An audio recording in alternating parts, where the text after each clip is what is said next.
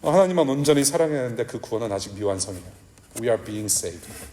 We got saved. 예수님의 2000년 십자가에서 하신 일 때문에 우리는 구원을 받았지만 We are still being saved. 우리는 예수님을 닮아가는 구원의 여정 가운데 여전히 힘들지만 그래도 이렇게 살아가면서 공동체로 모이고 있잖아요. 그러나 언젠가는 We will be saved. Finally. 언젠가는 우리의 구원은 완성될 것이다. 그 소망 두고 우리가 같이 교회 생활하는 거죠. 그래서 우리가 예수님을 온전히 닮는 참사람이 되기까지는 우리가 해야 될 일이 있다라고 말을 하고 있는 거예요. 주님도 계속 말씀하셨고 몸소 실천하셨고 요한도 지금 그런 얘기를 하는 거예요. 세상을 사랑하지 않고 우리가 살아가야 할 길이 있고 해야 할 일이 있다라는 것을 오늘 본문에서 반복적으로 얘기를 해요. 계속. 그래서 우리가 구체적으로 무엇을 어떻게 조심하면서 살아야 되는가 16절 볼게요. 우리 16절을 같이 한번 읽었으면 좋겠어요. 16절 시작. 세상에 있는 모든 것 곧 육체의 욕망과 눈의 욕망과 세상 살림에 대한 자랑은 모두 하늘 아버지에게서 온 것이 아니라 세상에서 온 것이기 때문입니다. 우리가 잘 아는 말씀이죠. 세상을 사랑하는 것이 무엇인지에 대해서 구체적으로 얘기를 해요. 잘 아는 말씀. 육신의 정욕, 안목의 정욕, 그다음에 이생의 자랑이라는 단어를 많이 들어봤을 거예요. 예, 이것을 조심해야 된다라고 말합니다. 육신의 욕망이라는 탐욕이라는 큰 엄브렐라. 이 탐욕이라는 것 안에 지금 그 탐욕이 어떻게 생기냐면 눈에 보이는 욕망으로부터 시작을 해요.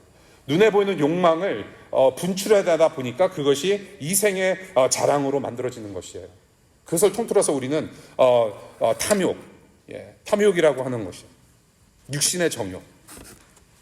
타락한 사람 그 존재는 탐욕을 추구해요. 우리의 본성이에요. 타락된 본성. 그 탐욕은 눈에서 보는 데서 시작하고 그 욕망을 달성하면 내 자랑거리가 된다. 우리 인생의 어떤 공식인 것 같아요. 타락한 인간들의 공식. 근데 그 자랑이 무슨 자랑이냐? 이생의 자랑은 그 하나님이 아니라 내가 왕이라고 선포하는 거예요. 굉장히 무서운 말입니다. 이것이. 이생의 자랑이라고 하는 것은 내 살림살이, 내 사는 것, 내 모든 것을 자랑거리로 삼는다. 이 말은 다른 말로 말씀드려서 내가 왕이 되는 거예요. 내가 자랑할 것이 있다는 겁니다. 하나님을 자랑하고 하나님께서 만드신 피조물을 자랑하는 것이 아니라 내가 내 자신 됨을 자랑하는 것이에요. 그것이 이생의 자랑으로 우리가 추격해서 볼 수가 있는 것이에요. 그래서 내가 왕이 되는 것이기 때문에 하나님이 아니게 되는 상황. 이렇게 탐욕으로 사람이 망가졌어요.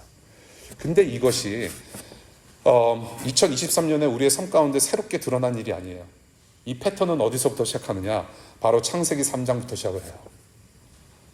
첫 인간들이 하나님께서 금하신 이것을 먹지 말라고 금하신 선악을 알게 하는 나무의 열매를 따먹을 때부터 이러한 비극이 발생이 시작됐는데 우리 성경 가지고 계신 분들 창세기 3장 6절 펴면 좋겠어요. 요즘 성경 펴기가 굉장히 편해졌죠. 예.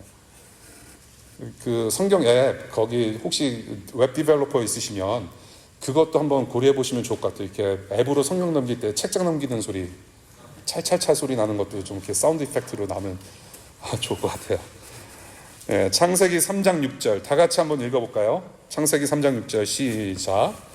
여자가 그 나무의 열매를 보니 먹음직도 하고 보암직도 하였다. 그뿐만 아니라 사람을 슬기롭게 할 만큼 탐스럽기도 한 나무였다. 여자가 그 열매를 따서 먹고 함께 있는 남편에게도 주니 그도 그것을 먹었다. 이 여자분께서 하와라는 우리 여자분께서 나무의 열매를 봐요. 나무의 열매를 봅니다. 보니까 어떻게 됩니까? 먹고 싶고 보기도 좋아요. 탐스러워요. 따먹습니다. 눈으로 봐요. 따먹어요. 실천합니다. 하나님께서 하지 말라 하신 것을 행하는 그 즉시 누가 지금 왕이 됩니까? 바로 하와가 왕이 되는 순간입니다. 여왕의 즉위식이라고 저는 표현하고 싶어요. 지금 막 만든 애들립이에요. 괜찮은 것 같아요. 여왕의 즉위식. 하나님은 안중에도 없어요. 하나님을 두려워하지도 않아요. 하나님의 말씀을 너무나도 쉽게 거역을 해요. 눈으로 봄으로 해서 그 눈에 보여지는 것을 따먹겠다라는 탐욕, 그 탐심의 마음으로 실행해 옮긴 탐욕의 사람, 탐욕의 여왕, 탐욕의 인간, 왕이 되었다라는 것이죠. 왕이 된 직후 또 즉시 무엇을 합니까? 이게 또 중요한 포인트예요. 남편에게 권합니다. 남편 되시는 분에게 권해요. 어떻게 권합니까? 아주 맛있다. 따먹어도 되는 거였네. 죽긴 뭘 죽어. 내가 참 좋은 일 했네, 남편을 위해서. 야, 먹어. 너도 괜찮아. 권해요. 이 권하는 상황 자체가 자기가 왕이기 때문에 권하는 거 아니겠습니까? 하지 말라라는 거, 하지 말라라는 명령을 어긴 그 내용을 똑같이 권하고 있단 말이에요. 하나님이 왕이 아니라 이제는 사람이 왕이 된 시대가 도래했다라는 것을 창세기 3장에서 보게 되는 것입니다. 육체의 욕망이 보는 것에서부터 시작해서 하와 자신이 왕노릇하는 이생의 자랑, 그 결과는 무엇이냐? 바로 영원하지 않음, 죽음이라는 것을 우리가 결과로 맛보게 되었다는 거예요. 그것을 창세기 3장에서 얘기하고 있죠. 따라서 세상을 사랑하지 말아야 하는 이유, 오늘 본문으로 다시 돌아가면 16절 첫 번째, 이것은 하나님 아버지께로부터 온 것이 아니기 때문에 세상을 사랑하지 말아야 된다. 두 번째 17절, 세상을 사랑하지 말아야 되는 이유는 세상과 욕망 모두 사라지고 영원하지 않기 때문이다라고 말을 해요. 영원하지 않는 것이다. 그 대신 무엇을 추구해야 되는가? 어떻게 살아야 되는가? 17절의 말씀, 영원하신 하나님의 뜻, 계명의 말씀을 행하라. 신앙은 믿습니다로 되는 게 아닙니다. 쌍시옷이 걸쭉하게 나오는 것이 믿음이 아닌 거예요. 행함에 있습니다. 행함에 있어요. 바로 하나님을 사랑하고 이웃 사랑하는 새 계명의 말씀을 행하라. 여러분들이 무엇을 마실까, 무엇을 먹을까, 무엇을 입을까, 어디서 뭐하며 살아야 할지에 대한 고민에서 하나님의 뜻을 우리는 발견할 수가 없다란 말이에요. 하나님의 뜻은 default, 이미 done deal. 우리가 고민하지 않아도 되는 거라고 말씀을 하세요. 하나님의 뜻은 무엇이다? 하나님을 사랑하고 이웃을 사랑하는 데 있다. 그것이 구원의 목적이고 그것이 하나님께서 여러분들을 만드신 참 사람의 창조의 목적이다라고 말을 하는 거죠. 그것을 회복하는 것.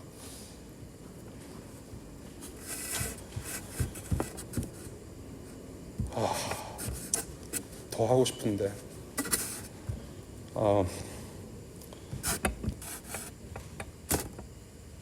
좀만 더 할게요. 결론이니까. 그렇죠? 다 왔어요. 이게 바로 하나님의 뜻이라는 거예요. 예수 그리스도의 죽으심과 부활하심으로 새 사람이 돼서 이웃을 사랑함으로 하나님을 사랑하는 사람들이 되어야 된다. 그것이 영원한 거다. 다른 거 영원한 거 하나도 없다. 요한은 본문을 통해서 다시금 상기시켜주고 계세요. 우리가 누구인지, 복음 안에서 우리가 누구인지, 복음 안에서 그 사람들이 누구였는지를 다시 한번 생각하게 해요. 말씀 뵙겠습니다. 앞으로 30분 동안. 예수 그리스도의 죄사함으로 저와 여러분들은 하나님 아는 영생을 살며 이미 세상을 이긴 자녀들로 살아갑니다. 우리를 사랑하셔서 자기의 몸을 버리신 예수 그리스도의 뜻이 바로 우리 안에 쏟아진 거예요.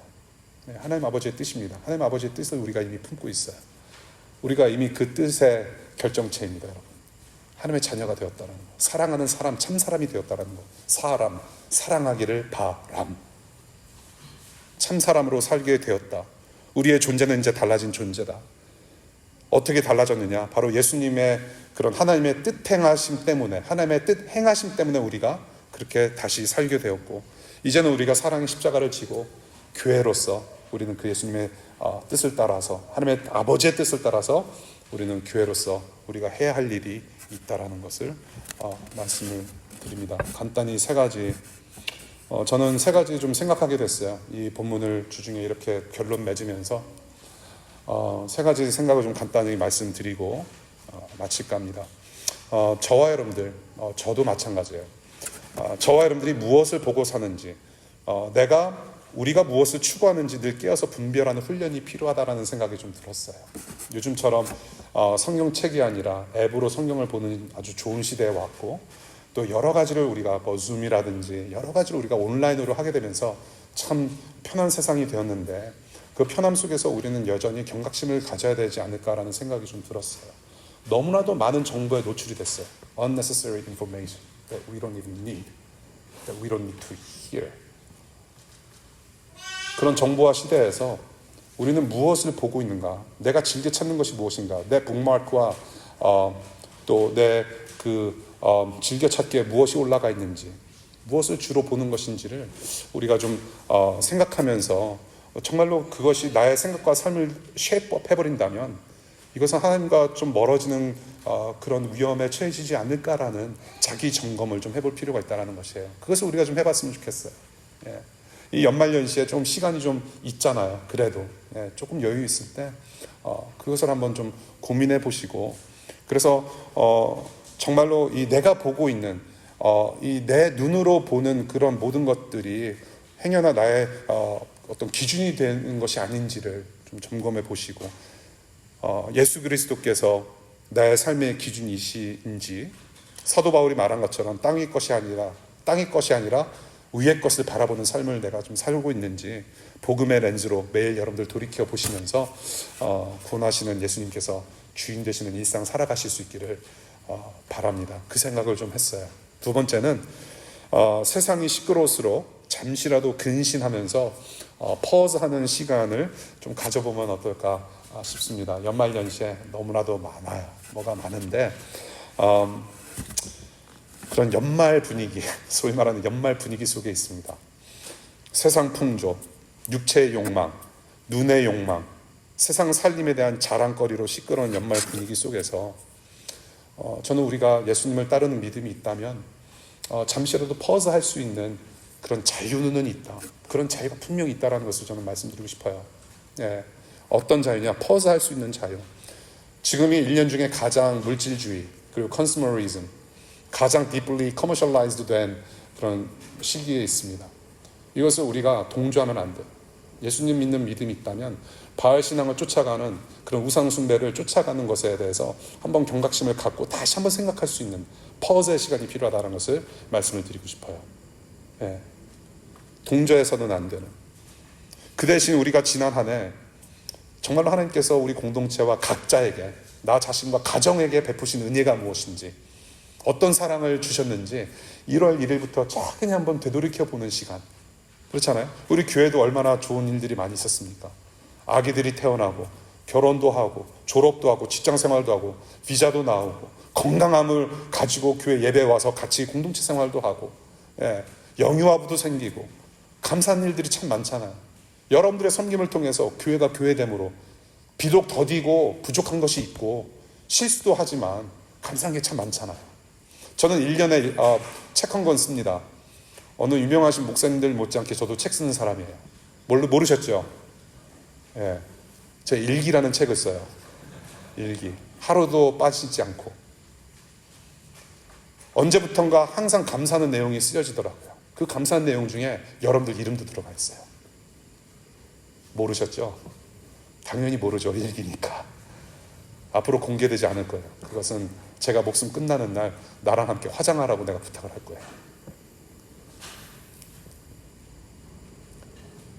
화장해도 상관없잖아요. 여러분들 이름. 왜? 하나님께서 여러분들 영원한 자녀로 부르셨기 때문에. 이 은혜와 사랑을 우리가 좀 기억하면서 동시에 2000년 전에 주님께서 태어나실 때 예수님 또래 아이들이 다 죽었어요. 헤로드 왕이 2살 미만의 남자애들을 다 학살시켰는데 그 학살이 지금 현실화돼서 지금 세상 구석구석에 지금 아이들이 죽어가고 있죠. 그런 것을 좀 우리가 퍼즈하고 보면서 하나님의 뜻이 이 땅에서 이루어지지 못하는 세상, 주님께서 긍휼히 여겨주시길, 은혜 베풀어 주시기를 잠시 퍼즈라도 해서 구하는 것이 좋지 않을까. 그것이 우리가 해야 할 일 아닌가. 그것이 우리가 할 수 있는 일이 아닌가 생각을 좀 나누고 싶었어요. Pause in tension. 예수님의 오심은 기쁜 일입니다. 매일같이 오늘 내일 같았으면 좋겠어요. 그것을 정말로 우리가 몸과 마음 다해서 추구했으면 좋겠어요. 예수님 오심은 기쁜 일입니다. 그런데 주님은 아직도 죽음 가득한 이런 세상이라는 무덤을 보시면서 울고 계세요. 우리 한 명 한 명의 이름을 부르면서 나사로야 나오너라 눈물을 흘리시면서 외치시는 그 음성을 잠시 그런 긴장 속에서 기쁘지만 슬픔 가운데 있는 세상 속에서 잠시 pause in tension, 긴장 속에서 퍼즈할 수 있는, 묵상할 수 있는, 잠시라도 예수님의 나라를 좀 상상할 수 있는 그런 시간 여러분들 가지실 수 있으면 좋겠습니다. 그런 시간 저와 함께 가지시겠습니까? 그렇게 하실 수 있기를 바라요. 세 번째, 마지막으로 저는 여러분들한테 위로를 드리고 싶었어요. 이 말씀은 어떻게 위로와 연결이 될 수 있을까 했을 때 세상과 곧 없어질 세상에 있는 것들을 사랑하지 않고 대신 하나님 사랑으로 하나님의 영원한 것들을 사랑하는 것. 이 본문을만 가지고 본다면 굉장히 혁명적인 것입니다. 예수 그리스도 자체가 혁명가세요. 기독교는 혁명적일 수밖에 없습니다. 세상의 가치를 뒤집어서 하나님 나라의 가치관을 심고 행동하는 것이기 때문에 혁명적인 일이 될 수밖에 없어요. 세상의 뉴스거리가 돼야 된다는 거. 지난주에 제가 읽은 책 중에 하나가 Reading the Times라는 책이 있어요. 제프리 빌브로라는 제프리 빌브로라는 분이 쓰신 책이에요. Reading the Times. 근데 그분이 요약해서 한 말씀 드리자면 세상의 많은 뉴스들로 우리가 좌지우지되고 우리가 흔들림을 받고 있지만 우리는 예수 그리스도를 믿는 신앙으로 말미암아 세상의 뉴스거리를 제공하는 사람들이 돼야 된다라는 이야기를 해요.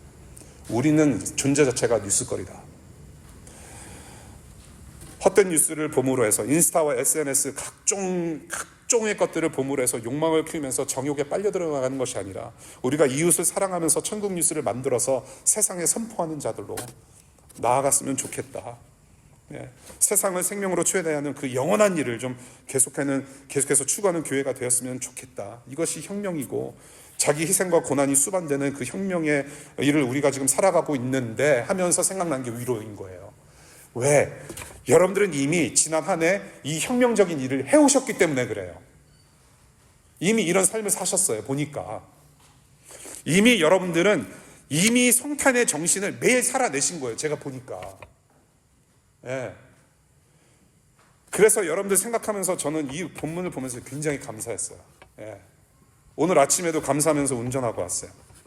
내가 여러분들한테 받은 사랑, 여러분들끼리 주고받은 사랑들 계속 맴돌면서 이 얘기는 꼭 해야겠다. 오늘 설교 시간 2시간을 할지라도 나는 이것을 꼭 얘기하고 끝내겠다라는 마음이 들었어요. 여러분들은 이미 성탄의 정신을 살고 계셨고 여러분들은 이미 누군가에게 기쁨이 되셨어요. 여러분 그거 아세요?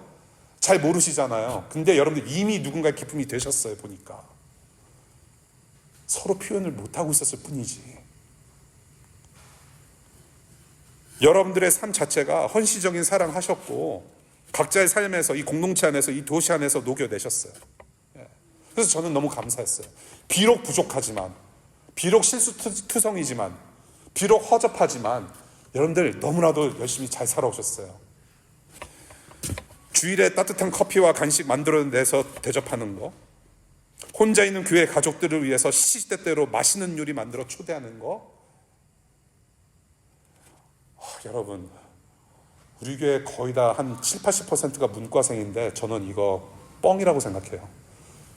적어도 요리학원 1-2년 다녀보신 분들 같아요. 요리 전문가들 많으세요. 시시때때로 먹이고 싶어서 초대하는 그 일.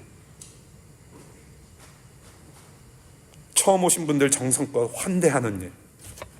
일주일에 한 번 모이는 공동체가 여러분들이 함께 마음을 다해서 예배하는 것을 돕고자 여러 모양으로 땀 흘리며 봉사하는 그런 손과 발들, 보이지 않는 곳에서 교우들을 위해서 기도로 함께 탄식하는 마음들, 어린아이들을 돌봄으로 가정들 섬기는 봉사자들, 소그룹원들의 몸과 영혼의 잘됨을 위해서 마음 쓰는 이들, 길거리 이웃들의 한 끼를 위해서 이른 아침부터 수고하는 손길들, 공동체를 위해서 각양각색 구석구석 봉사하는 마음들, 가자지구와 세계 구석구석 약자들을 위해서 눈물로 시즈파이어를 외치는 마음들, 겨울옷이 필요한 난민 이웃들을 위해서 운전과 옷수집으로 수고하는 이들, 자녀를 잘 키워보고자 매일 주님의 지혜를 구하는 부모들, 뱃속에 있는 생명을 신앙으로 키우기를 간절히 바라며 준비하는 이들, 한국에 있는 부모님과 가족들의 구원을 위해서 마음의 눈물을 매일 늘 흘리는 이들, 재소자 자녀들을 위해서 선물로 축복하는 일,